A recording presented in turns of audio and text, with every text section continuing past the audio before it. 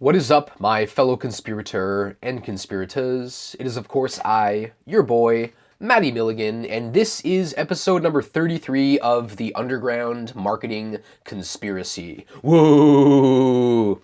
Today, I want to share with you the perfect closing script. This is something that I purchased recently from Dan Locke, someone I've been following for quite some time. He's known as the king of high ticket sales. And as you know, I have this kind of disregard for the word high ticket sales because some people think high ticket sales is $100, some people think it's 1,000, some think it's 5,000. It's really in the eye of the beholder in terms of the price, which is my number one tip when it comes to sales, is that you need to fix what's happening on in your head and inside of yourself first if you want to actually close more sales. In most cases, it's probably your view of money that's actually holding you back, right? You view money as something that you need to manipulate other people into getting. You feel that you're not worthy of money, right? You feel that it's something where it's difficult to get, that if you were to lose all of your money, you'd be in very dire needs and you wouldn't know how to actually get it back. That's the number one mistake I see a lot of people making just in terms of sales. And for me, I started doing door-to-door sales. I remember being super nervous back in the day when I first started. I would have panic attacks and anxiety before I'd actually go on my route. And then I would just tough through it and realize that it was all inside of my head and that people are nice for the most part. Even when you are knocking on their door and annoying them in some cases, they're usually very friendly with the way that they dismiss you and they'll let you know right away. And even then, you're going to meet someone who's going to buy your product at some point throughout the day. I've also done selling in the street, so stopping people dead in their tracks, selling them something. I've done inbound sales, outbound sales. I've done recently a couple of presentations as well for people in person. So I feel that I do have a little bit more experience than the average person when it comes to this. And I think that a lot of people have this misinterpretation of sales, that it's this very arrogant and it's this manipulative thing, especially when you see movies like Glengarry Glen Ross, or you see movies like The Wolf of Wall Street. And I actually found that movie very helpful. And since I do enjoy sales and I really enjoy talking about sales and marketing, that movie has some good ideas in there. Specifically the last scene where, or even just the idea in general, where he has this pen and he's like, hey, sell me this pen. And then people are like, well, this pen, it's made of metal and it has like a little ballpoint and it writes in black and it does this and it fits in your pocket. I don't do that at all. I just like asking questions, to be honest. I'm like, all right, like, oh, are you in the market for a pen? Like, what's important to you in having a pen? What are you going to use this pen for? What's wrong with your pen right now? And that's completely different from what the average salesperson does, right? And again, that way I'm discovering the needs of the person. I'm understanding if they're actually going to be a good fit for the product. Because I don't try and sell things to people who aren't going to be a good fit and aren't qualified at that time to invest in something. And this is a big mistake a lot of salespeople make. So I'm going to give you this script right now. I gave you a free strategy yesterday to help you generate leads on social media for free. So I would actually go back and watch that video first, and then I'd recommend coming back to this one. So I'm going to give you these quick 3 steps right now. So first thing I usually do is I like to be relaxed before my calls. So I'm usually going to be laying back. I'm going to have a notepad there and I'm just going to be taking notes throughout the call. And I might have my screen open just to Google something quickly because sometimes someone will bring something out of the blue. They'll be like, oh, I follow XYZ guru. It's like, do you know him? And I'll be like, I'm not sure, but let me Google that. And maybe I actually am familiar with them, but I can only remember so many people's names and who they are. So that's going to be the first thing. Even when I'm calling customer service myself and I need help and service, I'm going to have my notebook there taking notes. It's really just building that habit. I found that it just allows me to remember, and that way I can write down the important points about that specific call. In case it requires a follow-up, in case it requires a written proposal in some cases, when I'm getting paid to write the proposal for someone, which is a completely different story, which I can go into some other day. But that's really what I recommend doing. Have a pen and paper there and you're writing stuff down as you go. That way you can always go back to the notes in the future. When you're following up with leads when they didn't buy as well, you can write down why they didn't buy and then again come up with a new solution to that. And then when you call them in the future, it's like, well, we actually did fix that thing. So Here we go.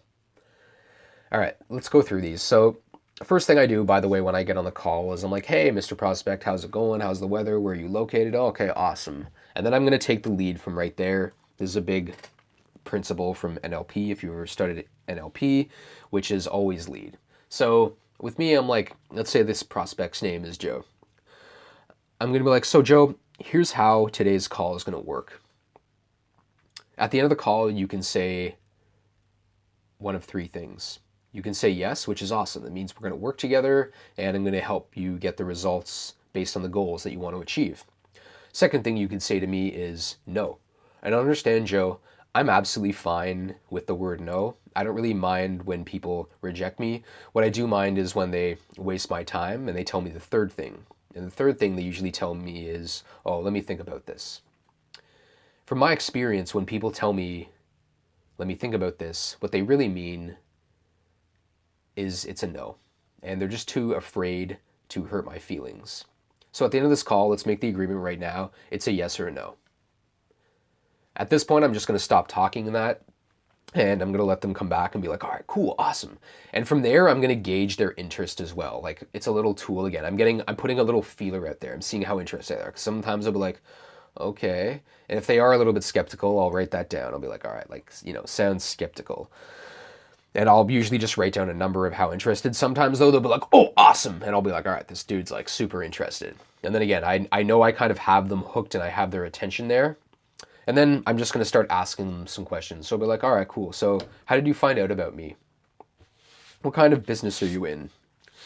If there was one thing you could hope to achieve at the end of this call, what would that be? What would be the number one takeaway that you want to, right? What attracted you to me or my brand or my company? How long have you been in business for?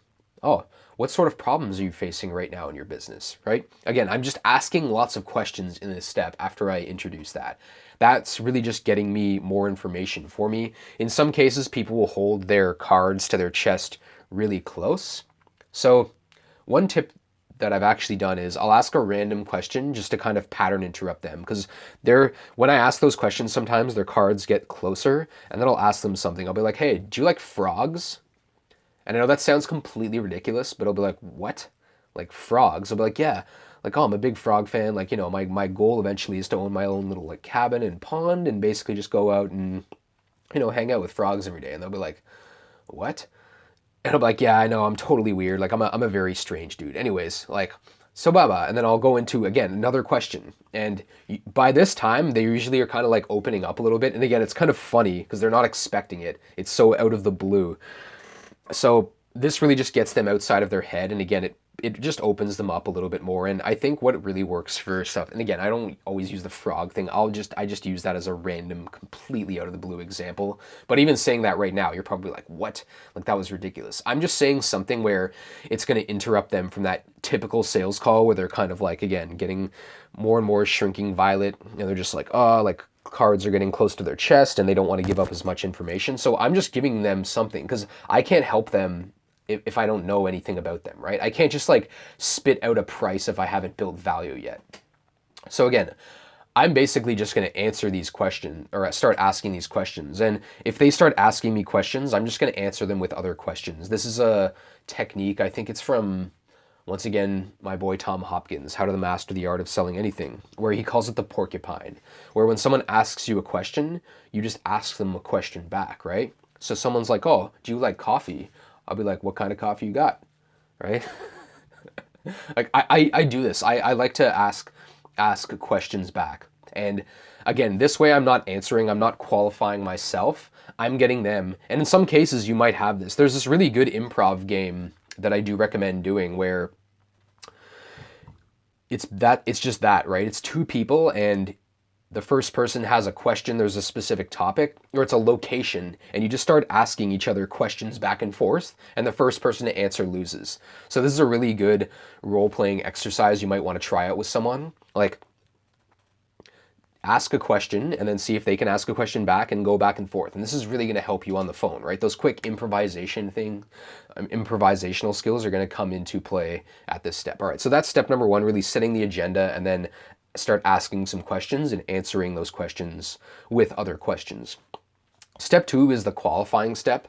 So this is first of all where I'm going to dig into their pain. I'm going to find out if they really, what their needs are at that point. I'm going to start, again, asking them, like, if they like this. Like, I'm going to also ask them, like, how they feel about this. If they feel they're a good fit, I'm going to ask them on a scale of 1 to 10 where they're at right now at this point.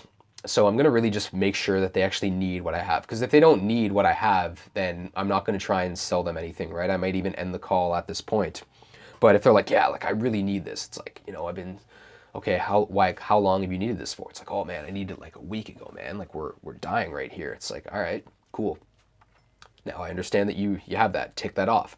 Next one is money. I need to make sure if they have money. And again, I use this from Dan Locke. He has this stuff all in his free videos, so I would check out his YouTube channel because it's super helpful for closing deals.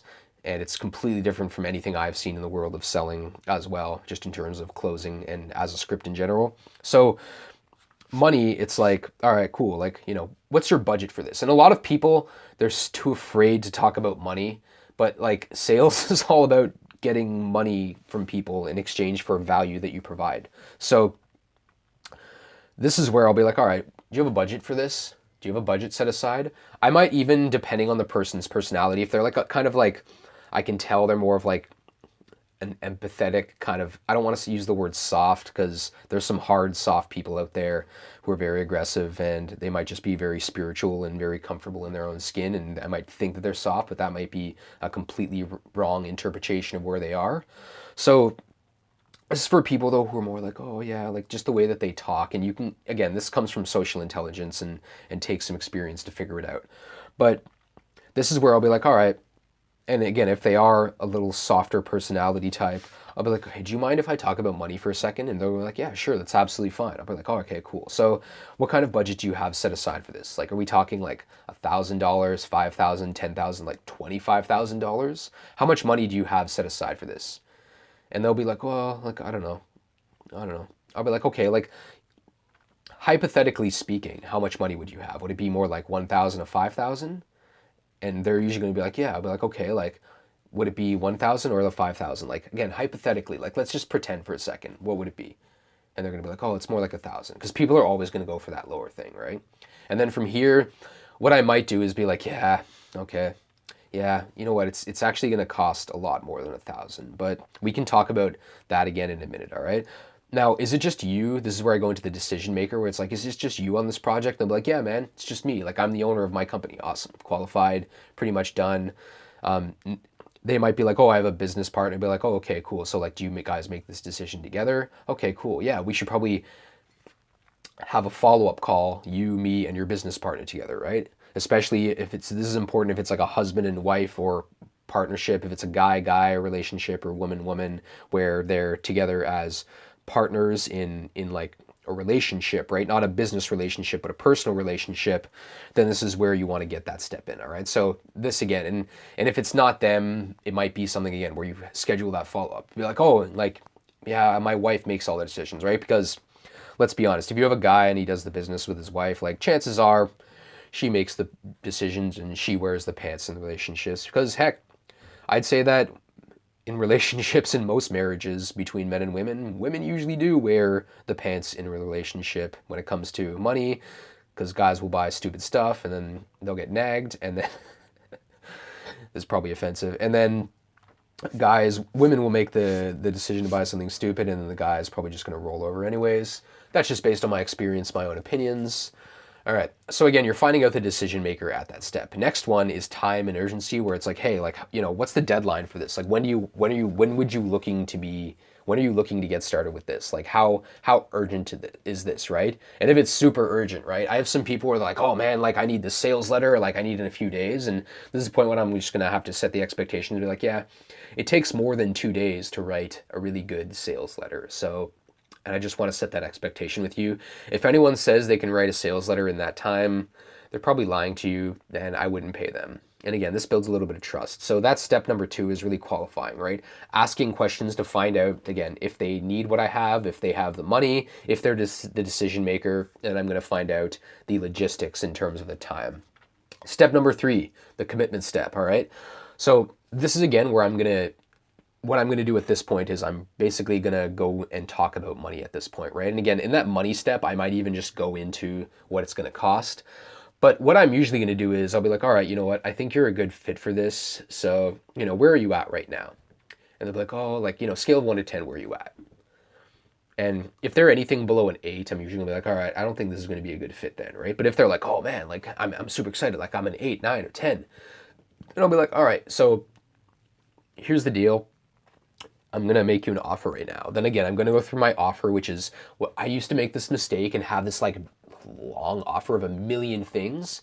Now it's like 3 or 4 things max. Your offer when you're closing on the phone needs to be something you can say very, very quickly. Where it's like you're gonna get this because it does this. You're gonna get this because it does this. You're gonna get this X feature and it's going to give you this benefit and the big payoff. That's what I'm going to go through again, 3 to 5, 6 max maybe, but I'm going to do that. And I'll be like, all right, and the total investment for this today is $10,000.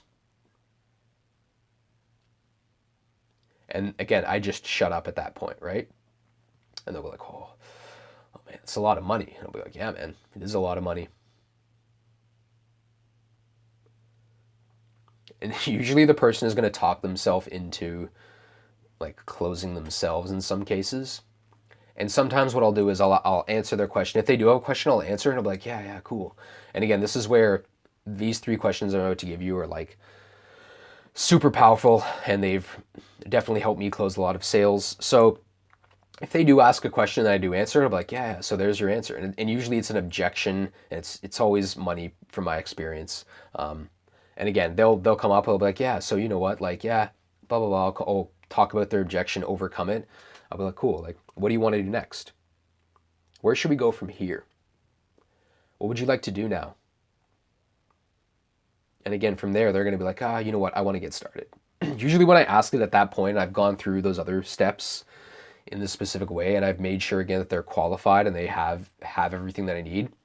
It's pretty much a no-brainer. And because at the beginning of the call, I've told them like at the end of this call, you can't say, let me think about this. It's either like a yes or a no at this point. So, and if they tell me no, it's like, yeah, cool. Like, do you mind letting me know why you said no? Because I want to improve my business and I want to make sure that I can help as many people as possible. So just let me know why you're telling me no. Sometimes too, I'll follow up in the future with leads that went cold or people that I didn't close on that first call, or they maybe on that second or third call. I'll follow up with them down the line at some point and be like, hey, can you tell me why you didn't buy? I'll be like, oh, well, and then they'll let me know, and I'll be like, well, we've actually changed that recently, blah, blah, blah. Oh, cool. Like, let's have another conversation about that. So this is where it's never really end, right? I think that the word no in a lot of cases scares many people off, but it's usually, from my experience, the beginning of the negotiation, right? There's a whole bunch of ways to overcome objections, like the feel, found, what is it? Feel, felt, found method, where it's like, yeah, I felt like that before, but here's what I found.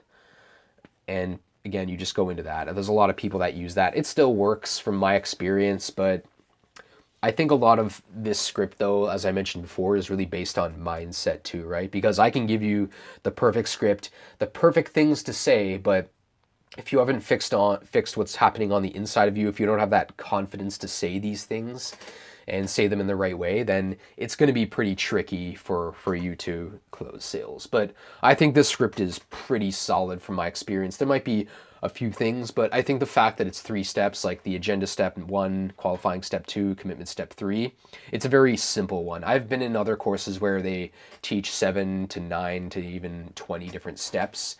And for someone like me, I don't know, for me, it's like, I like things very simple, right? Like 3 steps is super simple for me. I don't like anything more than like 5 steps. I can't remember, I can't count that high, to be honest. No, I'm joking. But having it, again, this just simplifies the whole conversation. It just makes it easy for you. You can have it in front of you, remembering each step that you're at throughout the whole conversation. And it's just going to allow you to make it a lot easier, right? And when you use that strategy I talked about yesterday combined with this, there's a lot of power to that. And I haven't really seen that many people doing this strategy at that point, right? And again, this all goes back down to getting people to come to you, because if you can explain the problem and articulate it to that person better than they can explain it themselves, they're going to naturally think that you have the solution to their problem. They're going to come to you and again, use this script and you're going to close the deal. Hope you found this video very helpful. If you did enjoy this, I want you to go ahead and give this a thumbs up and maybe even consider leaving a review and letting me know how I'm doing with this podcast. You might also want to consider watching some other episodes other than the one that I mentioned from yesterday. And if you also want some additional value, maybe even consider going back to the beginning of this podcast. And heck, consider subscribing. And maybe if you're on Spotify or listening to this on Google Play or you're listening to this on TuneIn, consider subscribing. And that way you'll be notified as soon as I drop a new episode of the Underground Marketing Conspiracy. And we are about to wrap stuff up for today. Once again, I am your boy, Matty Milligan, and I will see you next time on this awesome show that we call the Underground Marketing Conspiracy. Woo!